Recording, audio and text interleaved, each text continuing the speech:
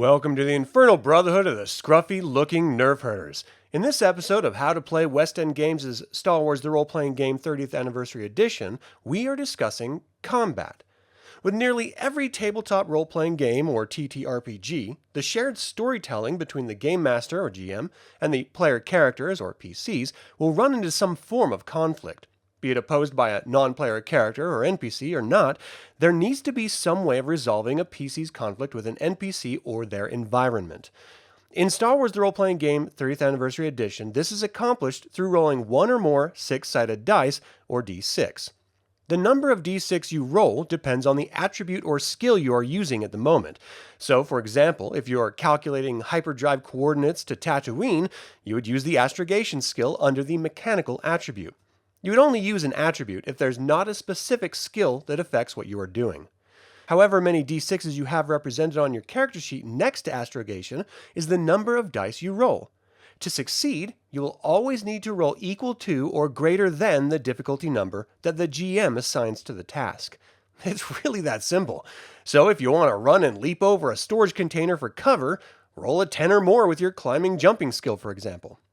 Some conflicts will be opposed by PCs or NPCs. In these cases, it's just as simple. If you want to arm wrestle, both characters roll their strength attribute, as there's no arm wrestle skill, and the highest total wins. All ties go to the PC over an NPC, and if the PCs tie, re-roll. In some cases, the GM may decide one character has an advantage over another, and may assign a bonus or penalty like +2 to one side, for example. Just add that to your roll total. Most actions take one combat round or 5 seconds to accomplish. Some skills may take longer, like starship repair. Your GM will let you know when this is the case. Taking an action like using a skill in combat is traditionally as simple as taking a 5-second round to complete, and your turn is over. But there are actions you may take that affect the outcome of that skill. For example, you may wish to prepare for the action to ensure its success. Preparing takes a full round, but the next round, when you execute the prepared action, you gain 1d more to your roll. But you may only take the prepared action on the next round, or you lose the benefit of preparing it. Everyone can move 5 meters by walking on their turn as a free action, but if you would like to run, you may run up to 10 meters, though running is an action. This is where we need to discuss taking multiple actions in a single combat round. For every extra action you take after your first declared action, you subtract 1d from each. So, if you want to run, then fire your blaster, your run counts as your first action, and firing your blaster is your second action, and it is penalized by 1d. If your blaster skill is 4d, you would roll 3d instead, for example. This 1d cost applies to each extra action, so if you fire 3 times, you are penalized 2d to all rolls as you are using 2 extra actions in one combat round. When trying to accomplish more than one action at a time, they all suffer. Let's cover combat rounds next. As previously mentioned, a combat round is approximately 5 seconds, in which you may take one action. Combat rounds are broken down into segments. This abstract sequencing clarifies what happens when in any given round. This may get a little confusing, so please stick with me here. First is your decision segment, where the PCs and GM decide what they or the NPCs are going to do in that round. Second is the declaration segment, where the GM will ask everyone what their PCs are going to do and tell them what the NPCs are going to do. Third is the first action segment, where each character takes their first action they declared. You cannot change your decision at this point, so make sure you think about what you're going to do in the decision segment. This is typically a movement, skill, or attribute use. Fourth is the second action segment, where if the PC or NPCs declares more than one action, they will now take their second action, and we proceed to subsequent actions if declared. There is no official initiative, as everything is happening at the same time. The reason combat is broken down in segments is because the PCs and NPCs' role indicates which happens first in the segment, affecting their opponent.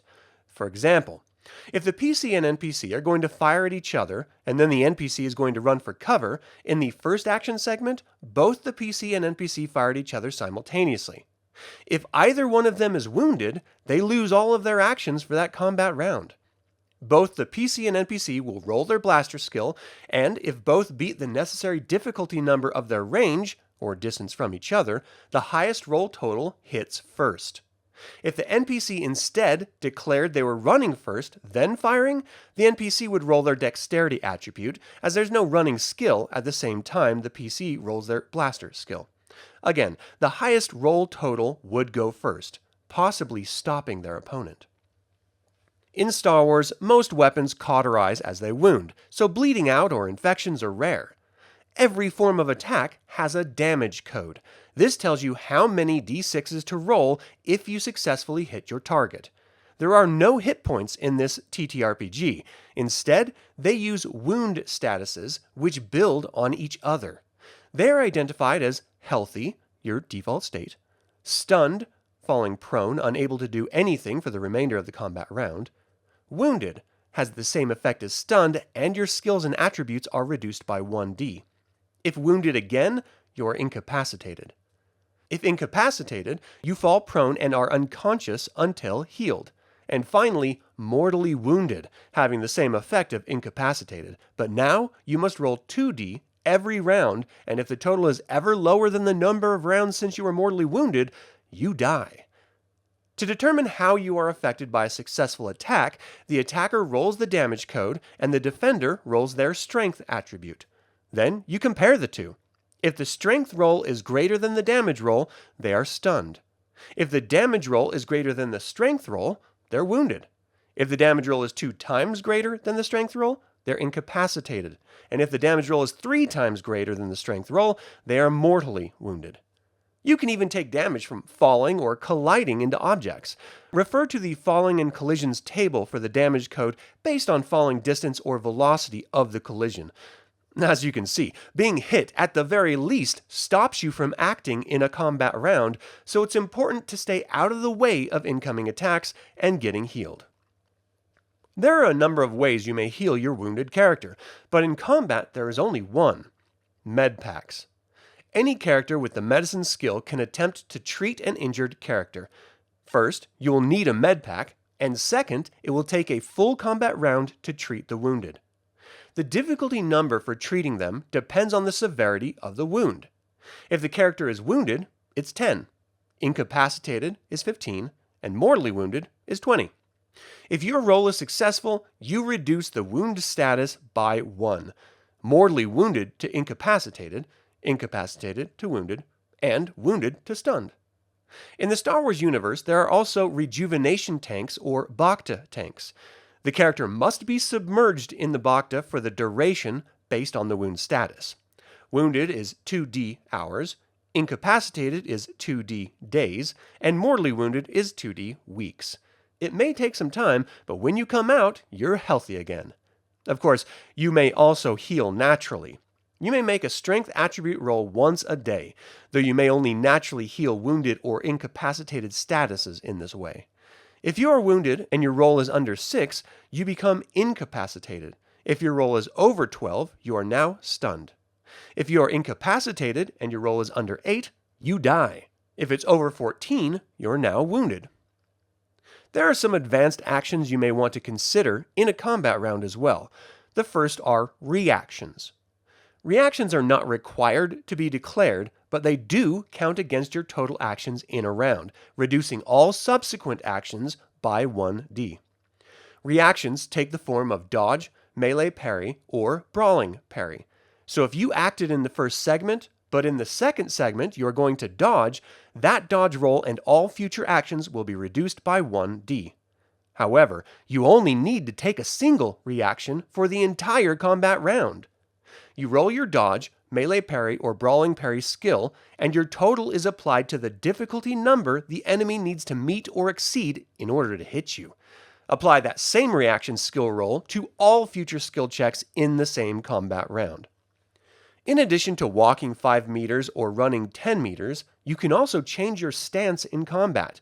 As long as your attacker isn't in point-blank range, you can fall prone and add 5 to the difficulty number of your attacker. Falling prone doesn't take an action, much like walking, but standing up is an action like running. You can also move while prone at a speed of 2 meters around, but moving while prone is an action like running as well.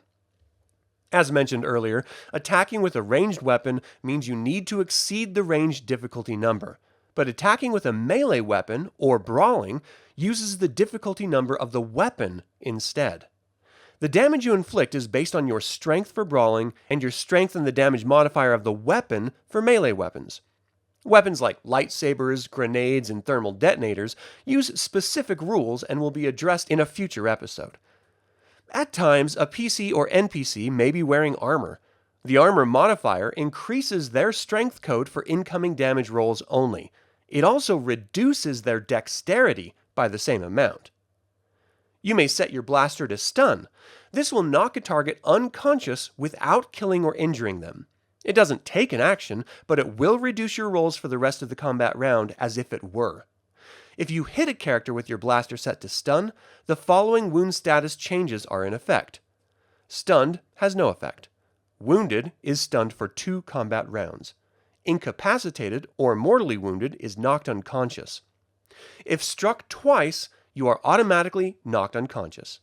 You may draw your weapon from a holster, which, like setting it to stun, does not count as an action, but it does reduce your roll as if it were. There are optional combat-related rules for using maps, miniatures, and more in a virtual tabletop or VTT scenario, rather than the default Theater of the Mind playstyle, but that will also have to wait for another video.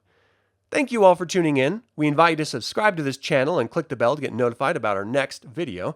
You may now join the Infernal Brotherhood through YouTube memberships, and pick up some of our custom-designed Star Wars apparel by following the links in the description below. Until the Infernal Brotherhood convenes again, my fellow scruffy-looking nerf herders, may the Force be with you.